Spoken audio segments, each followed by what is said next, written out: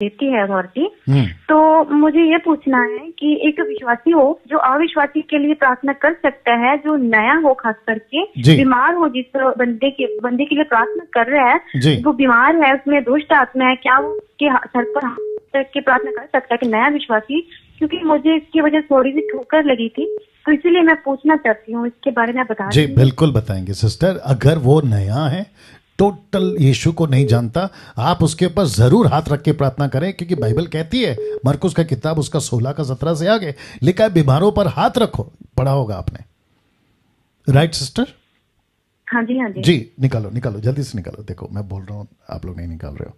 मरकुस की किताब उसका 16 का 17 से जी लिखा है, बीमारों पर हाथ रखो और वो ठीक हो जाएंगे। तो ये कौन से बीमार है? ये वो बीमार है जिसको कहते हैं अविश्वासी, क्योंकि दुष्टात्मा किस में होती है? अविश्वासियों में। जितने दर्शक देख रहे हैं, याकूब का किताब उसका 3 अध्याय और वचन 15 से आगे लिखा है, बीमारों के लिए प्रार्थना करो। इसको उठाकर भी लोग कहते हैं। तो कॉन्टेक्स्ट को समझना होगा, संदर्भ को समझना होगा कि लेखक किसको कह रहा है। वो किसको कह रहा है? एक ऐसे विश्वासी अविश्वासी कह रहा है जिसके जीवन में पाप है, क्योंकि आप सभी जानते हैं याकूब का जो किताब है 3 का 15 से आगे वो विषय अलग है ना। मैं आता हूं मरकुस 16 का 17 में। किधर गया? आप गलत करते। ओके, वचन 18 16 का 18 लिखा, सांपों को उठा लेंगे, यदि वे प्राणनाशक वस्तु भी पी जाएं तो भी उनकी कुछ हानि ना होगी। अब जरा ध्यान से सुनिएगा, वे बीमारों पर हाथ रखेंगे और वो चंगे हो जाएंगे।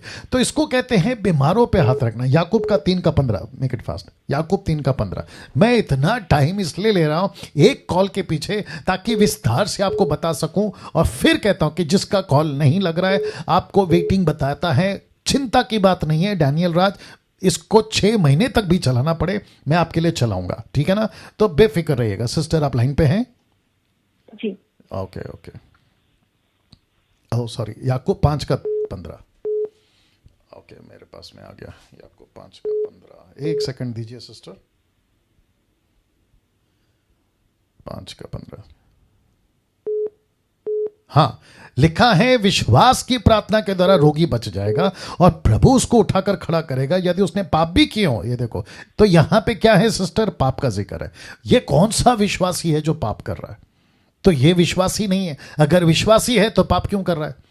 तो कॉन्टेक्स्ट को पढ़ेंगे। याकूब का 2 अध्याय में लिखा है, तुम्हारे बीच में सोने के छल्ले, दूसरा गरीब। तो यहां पे कॉन्सेप्ट क्लियर होता है। फिर याकूब का पूरा किताब पढ़ने से पता चल जाता है कि याकूब किस किस को लिख रहा है, विश्वासी अविश्वासी को। तो जिसके चलते सिस्टर जी आपका प्रश्न है, अविश्वासियों पे हाथ रखिए, कोई दिक्कत नहीं है, उनके लिए प्रार्थना करिए, कोई दिक्कत नहीं है। और ऐसे व्यक्ति को, सिस्टर जी ध्यान से सुनिए, ऐसे व्यक्ति को अगर दुष्ट आत्मा है तो हाथ रखने की भी जरूरत नहीं है। आप सुन रही हैं सिस्टर? जी, अगर किसी को दुष्टात्मा है ना तो उस पर हाथ रखने की भी जरूरत नहीं है। आप जानना चाहती हैं क्यों? जी, उसका सीधा जवाब यह है कि यीशु ने कहा है कि डांटो, अधिकार दिया, अथॉरिटी। तो दुष्ट आत्मा को निकालने का दान नहीं है, क्या कहते हैं, कोई ऐसा वरदान नहीं है, लेकिन अथॉरिटी है। पवित्र आत्मा के 9 वरदानों में आपको एक भी दान दुष्ट आत्मा को निकालने का दान नहीं मिलेगा। पता है क्यों? क्योंकि पवित्र आत्मा के 9 वरदान कलीसिया की उन्नति के लिए, अविश्वासियों के लिए अधिकार है। आपको डांटना है यीशु के नाम से। और एक चीज कर देता हूं सिस्टर, अगर आप सुनना